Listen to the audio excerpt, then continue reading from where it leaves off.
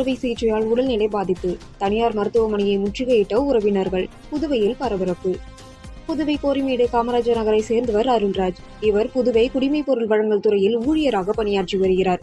இவருக்கு பித்தப்பையில் ஏற்பட்ட பாதிப்பு காரணமாக நெல்லித்தோப்பில் உள்ள தனியார் மருத்துவமனையில் சிகிச்சை பெற்றார். கடந்த டிசம்பர் மாதம் அவருக்கு மருத்துவமனையில் அறுவை சிகிச்சை செய்யப்பட்டது.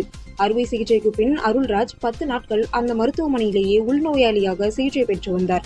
பின்னர் டிஸ்சார்ஜ் ஆகி வீட்டுக்கு சென்ற அவருக்கு திடீரென அறுவை சிகிச்சை செய்த இடத்தில் வலி ஏற்பட்டுள்ளது. அதனைத் தொடர்ந்து அவர் ஜிப்மர் மருத்துவமனைக்கு சென்று பரிசோதனை செய்தார்.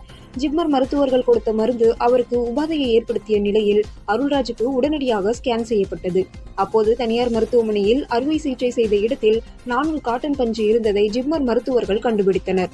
கடந்த மார்ச் மாதம் 3ஆம் தேதி மற்றும் 7ஆம் தேதி 2 அறுவை சிகிச்சை செய்து 4 காட்டன் பஞ்சுகளை ஜிப்மர் மருத்துவர்கள் அகற்றினர். தற்போது அருள்ராஜ் மேலும் உடல்நிலை பாதிக்கப்பட்டு சிகிச்சை பெற்று வருகிறார். இதனால் ஆத்திரமடைந்த அவரது மனைவி கமலா தனது 2 மகள்கள், மகன் மற்றும் உறவினர்களுடன் தனியார் மருத்துவமனையை முற்றுகையிட்டார். அவருக்கு ஆதரவாக தமிழக வாழ்வுரிமை கட்சியினர் உள்ளிட்ட பொதுநல அமைப்புகளை சேர்ந்தவர்களும் மருத்துவமனையை தட்டி கேட்டதால் பெரும் பரபரப்பு ஏற்பட்டது.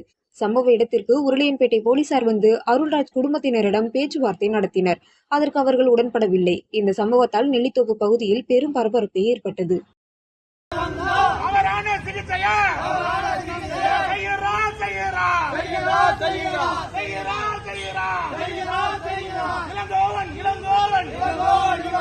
மருத்துவரை செய்கிறார்.